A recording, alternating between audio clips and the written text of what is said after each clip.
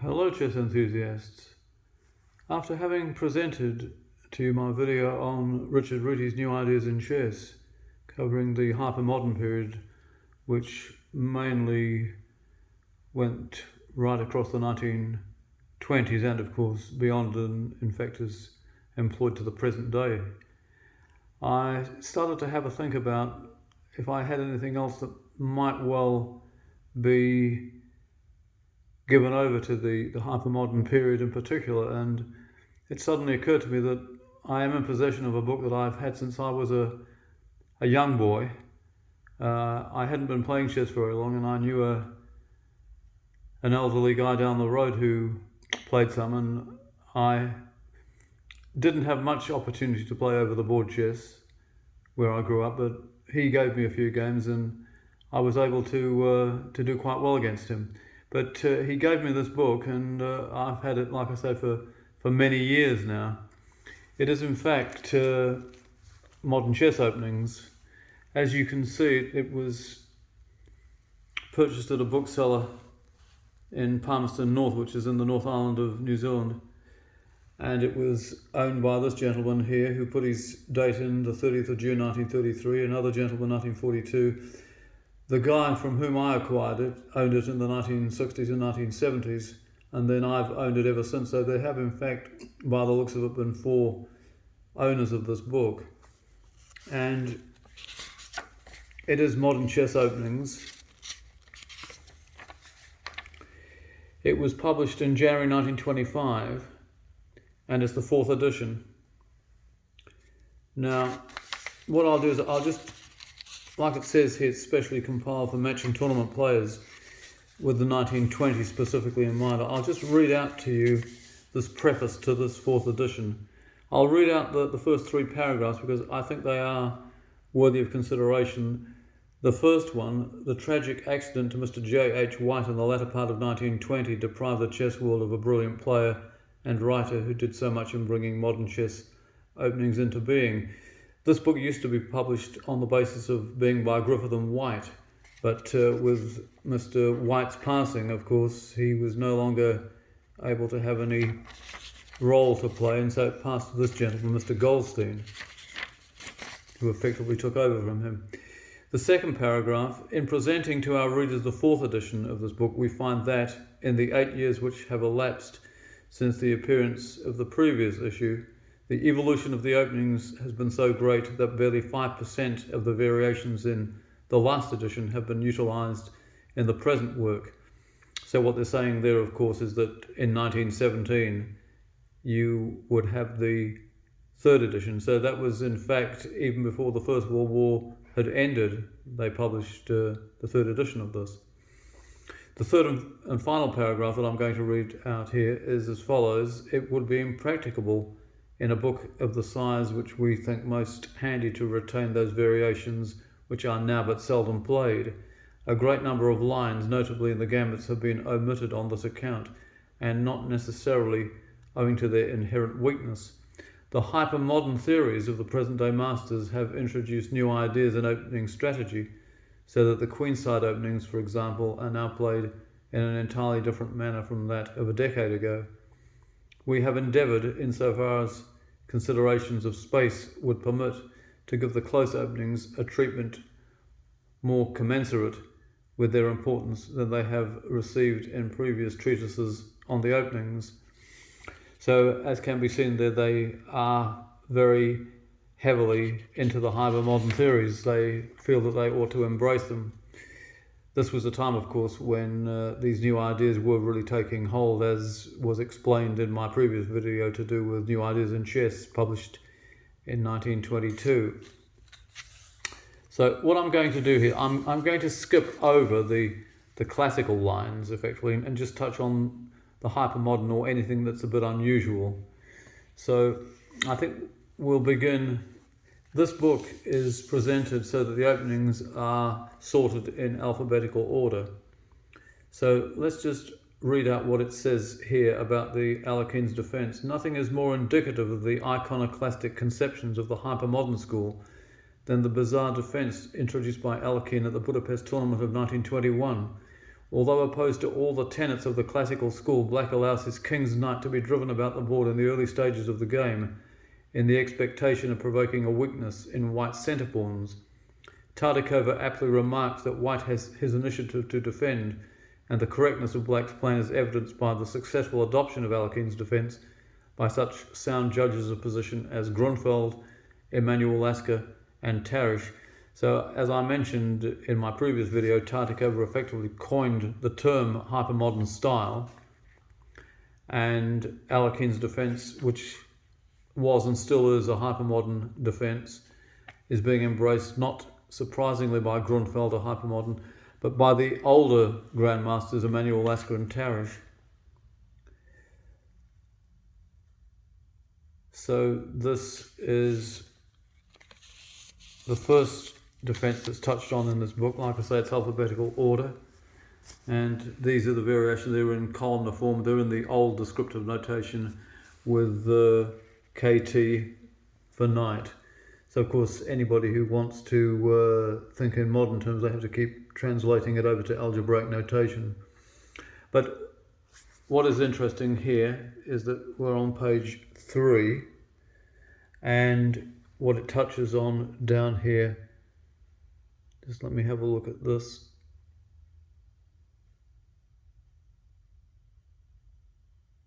Just bear with me a moment. Yes, here we are. It's mentioning Samish, Alekhine, Budapest 1921. So that was one of the couple of games that Alekhine played. I believe he won one and drew another. So he had a pretty good debut with it. And if we go a bit further down, I've read in certain publications that Alekhine played it at Budapest 1921 and then he never played it again. Well, as can be seen, that is not strictly true, because here we have Marozzi Alekhine, New York 1924, where it was employed. So always beware of people writing things down that may not necessarily bear true reflection of the position. Okay, so that is effectively Alekhine's defence. What we'll do is we'll skip right over until we get to, just let me have a look here for a moment, page 56. Just back a little bit. This is what they're describing in 1925 as irregular openings. I don't know that anything could be regarded as irregular anymore, but that's how they described it at that time. What is interesting to note here, they're talking about the fianchetto defences, which would effectively be E4, G6, and possibly the pits as well, E4, D6. And it's mentioning that the King's fianchetto defence has been frequently adopted by Mr. Amos Byrne, the English Grand Master. And just moving on to page 56 here, fianchetto defences. If we go to column 5, note H, which is column 5 here, this is effectively E4, B6, D4, bishop B7, bishop D3, E6. And go to note H, and here we have Janowski versus Delmark, Cambridge Springs 1904. So sometime before the 1920s, the Queen's fianchetto defence was actively employed, and I'm pretty sure that I've seen one or two games where Morphy is white and he had to face this defence. I'm not absolutely certain of that, but I have a feeling that I have seen them. So they did appear in a rudimentary fashion, admittedly, some years before the event. Okay, so if we move on to page 57 here, we're still in the irregular openings, and we go to column 3, which is here. This is the first move for white, column 3, note I, and just come down here. The following openings are infrequently encountered. Anderson's opening, 1 pawn to Queen's Rook 3, which is A3. Now I mentioned this in my last video where Stockfish had not previously encountered it. And here we have it in January 1925, confirming that Anderson did in fact play it. And he did play it against Morphy in 1858. And I have since looked it up, and he did in fact win one and draw one against Morphy. So you would have to say that it must have some merit to take 1.5 points out of 2 away from Morphy. So I was pleased to see that. That's very good. That confirms what I've said. I like to confirm what I'm saying so that we are left in absolutely no doubt. Now then, I'll just mention, I did say I wouldn't touch on the classical openings, but I thought since I'd mentioned in my previous video the Briar Gambit in the King's Gambit accepted, if we look here on page 60, let's go to page 62 here. There you go. And that's the King's Gambit accepted, the first 2 moves. And if we go here to column 10, note O, Queen to Bishop 3 or Queen F3, we'll just come down here for note O. You see the Briar Gambit. So they're confirming what Reti in fact said in his 1922 book. Let's march forward now to page 117.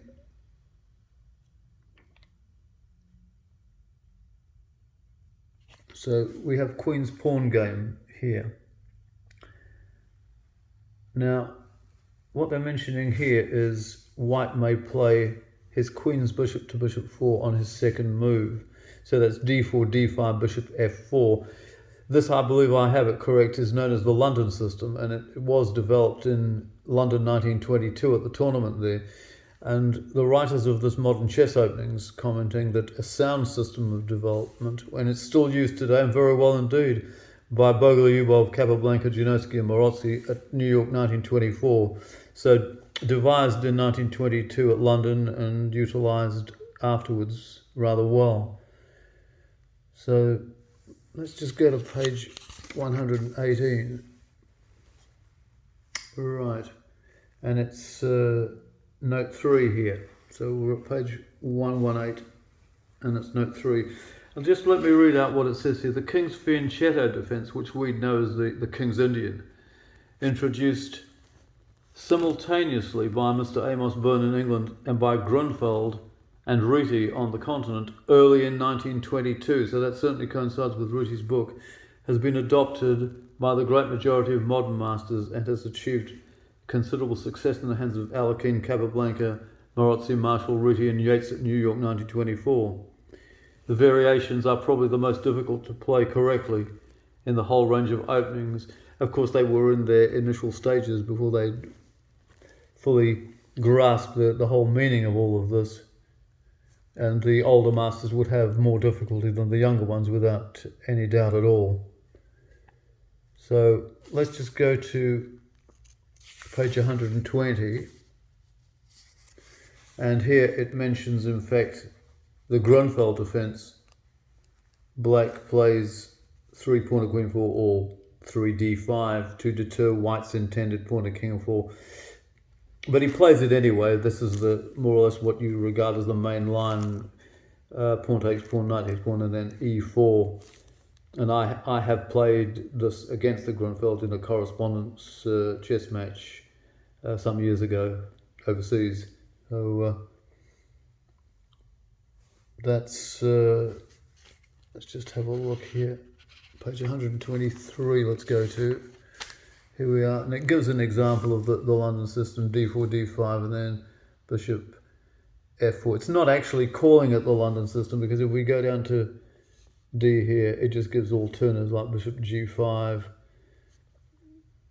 So all very interesting, antiquated stuff. So that's okay. That's, yeah, that, just a moment. Page 124. Yeah, these 5 columns here all relate to the London system. Bishop f4 on the second move. Okay, page 126, which is here. And this covers in column 26 the Queen's Indian defense, which you can see here. So it's d4, knight f6, knight f3, e6, c4, and then b6. And it's just looking at comparisons here, and it gives a game Vukovic, Alekhine, Vienna 1922. It's not calling it the Queen's Indian, but that is as we know it today. On page 127, what is interesting here, I played the Benko Gambit once and achieved a reasonable position out of it. This is definitely a forerunner of the Benko Gambit. As many will know, the Benko Gambit is d4, knight f6, c4, c5, d5, b5, and then you ordinarily accept the pawn sacrifice, cb, and then it's a6, the idea being to get the bishop out to a6 and home in on white's f1 square. Now this is what's known as the Blumenfeld counter gambit here. There's a slight difference. It's d4, knight f6, knight f3, e6. So these two moves here interpolated, but then you arrive effectively at the Benko gambit. So that is historical. So moving on, page 130. Here we come to the King's Fianchetto defense, as they call it, but it is definitely the King's Indian, as you can see, d4, knight f6. They're giving knight f3 and then g6. And they go right through 130 to 134. And here you have the standard line d4, knight f6, c4, g6.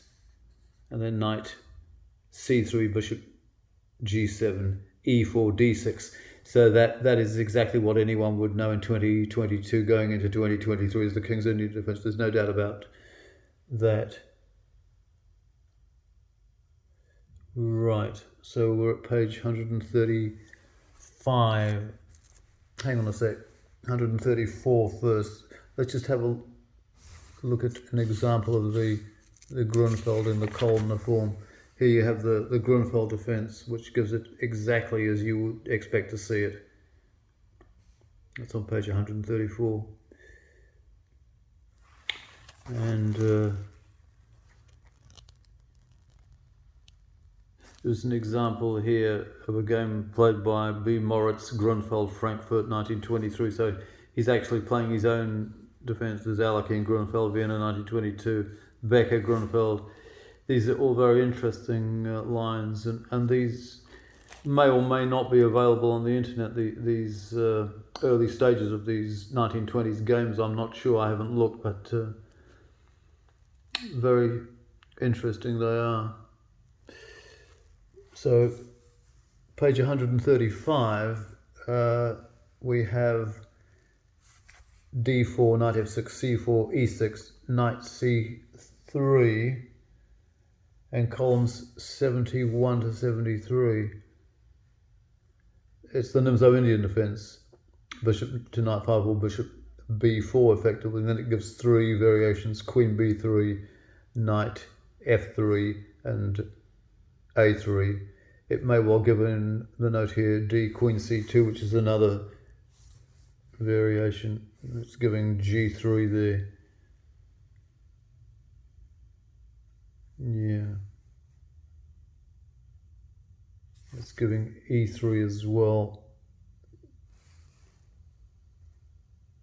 Does it give queen c2? I'm just trying to see there.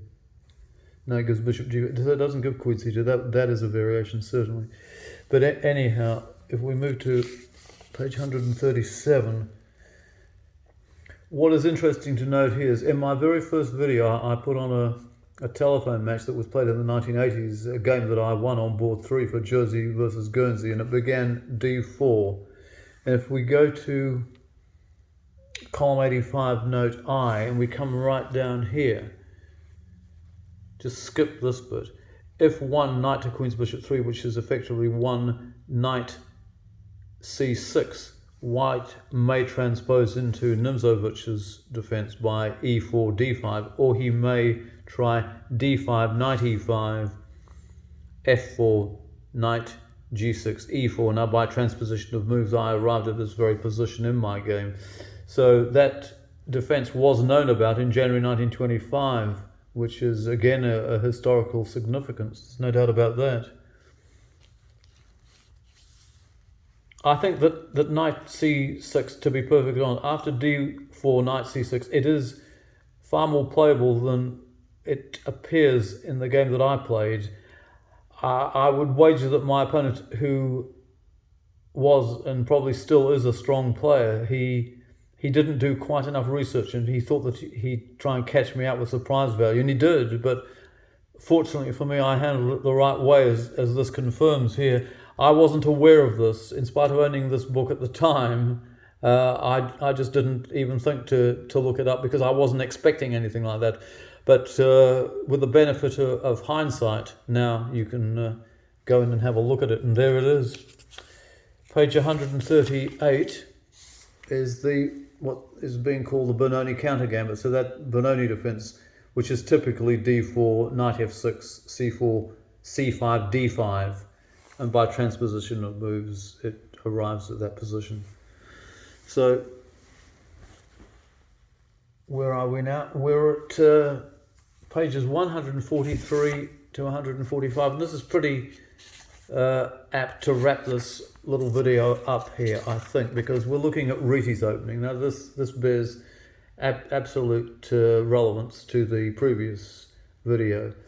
What it says here, I'll read these few paragraphs out to you. The development of the king's knight on the first move was often adopted by Zukertort. The game is usually transposing into the ordinary variations of the queen's gambit and queen's pawn game.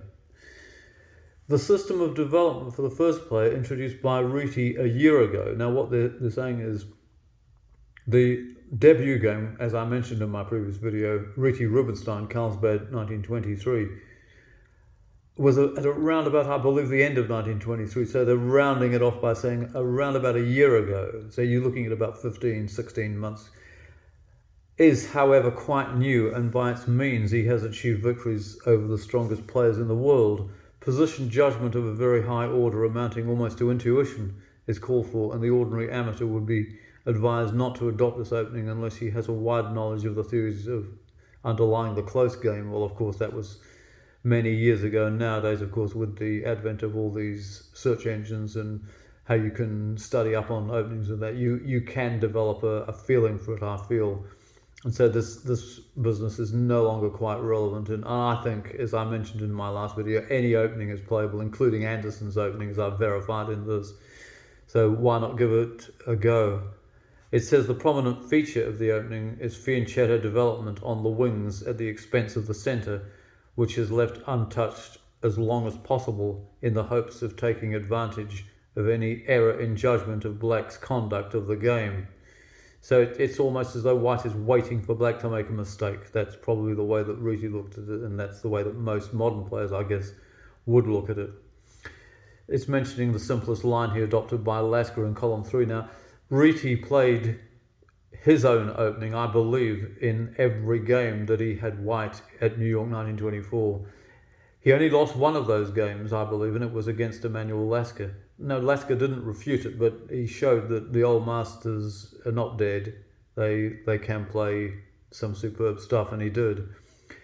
But Reti beat both Capablanca and Alekhine at that tournament in exactly the same number of moves, 31, and those two games are well worth playing over. And it gives a few lines here, columns 1 to 5 and then columns 1 to 10.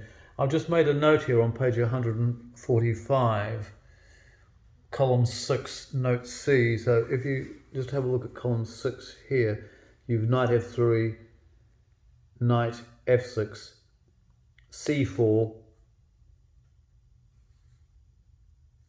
and note C, where are we here? Yeah, where Reti plays queen to bishop 1, c3. Let's just have a look at this. And it's Reti Becker, Vienna, 1923. So this is interesting here. I've checked here, and there is no reference to Reti Rubinstein, Carlsbad, 1923, but there is Reti Becker. And Becker seems to be handling this rather well, because there are exclamation marks on the black side a couple of times. So I've not actually had a look at this, but it might be worth looking over, anyone who wants to. I'll just concentrate on it there from column 6, which is that. And down to there. And then note C is here.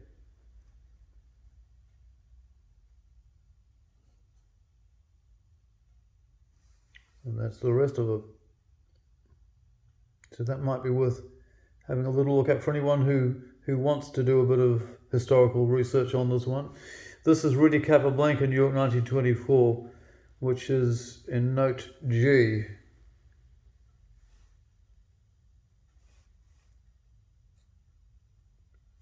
Which is here. This is Reti Capablanca.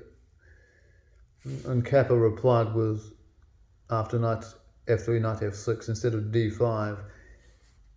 And he played the fianchetto variation, or sort of King's Indian, in reply to Reti's what is effectively, some would argue, a King's Indian in reverse, but Reti plays b4, then it's been given an exclamation mark. So he's swung onto the other side immediately and advancing the pawn 2 squares. So this is the Reti opening proper. I suppose you would have to say knight f3, d5, c4, and then white can take the pawn, as is evidenced here, but it's usually either by advancing the pawn or defending the pawn by e6 or c6. And then, of course, white fianchettas on the king side and e fianchettas on the other side. So it's typical Reti opening and very good stuff. I like the Reti opening. I think it does cement the hypermodern system and confirms that although Reti didn't invent the hypermodern system, he cemented his name well and truly on it. So I do hope you've enjoyed that as much as I enjoyed presenting it to you. And it gives 1925 just there. It gives January 1925 just there. So this book is going to be 98 years old in a matter of weeks, so it's not that far behind Richard Reti's 1922 one. It is in a bit of a, I suppose some would say, a bit of a dilapidated state, and I glued the spine back. Just one final point on this book is that it does, in fact, and a lot of these books won't have this, it has the list of errata here. Now, as it's stated in the earlier part of this, I didn't read that out, but it does state it, that in due course they will discover, of course, as people buy these editions, and they'll be looking through, they'll spot mistakes and they'll get in touch with the publishers. And subsequently, given a sufficient amount of time, I think probably the better part of a year, the British Chess Magazine will publish a list of errata, and this is it. And as you can see here, for MacDonald, read MacDonald, and that sort of thing. So it's confirming that mistakes have been made, say, either in a player's name or by the year or by the move or something or other. And so that definitely completes matters. This, of course, does not appear in Reti's book from 1922, and I've mentioned at one of the stages in that video that there was an example of one of the original owners, possibly the very first owner, changing one of the moves that was clearly a typo, and he changed it in pencil. Well, this, of course, is different. You don't need to muck around. You can look at the errata and you'll get the full picture in complete fashion. So that is a piece of history, and I'd just like to pay thanks to the previous owners of this book for looking after it to a certain degree. It's well thumbed. They were all club players from what I can gather. The third owner, the gentleman that I mentioned before, did know all of them, and he inherited it from Mr. Eads here, who of course mentioned his date 1942. Long dead, all these people, and everyone associated with this book is long dead. But it's quite interesting to have. It is a hypermodern book. It's right in the middle of the 1920s, 1925. So You can't get anything more hypermodern than this, and it's been a pleasure to bring it to you. And take care of yourselves as we move towards the festive season. And again, if I find anything else that I think might be useful, I'll let you know. And goodbye for now.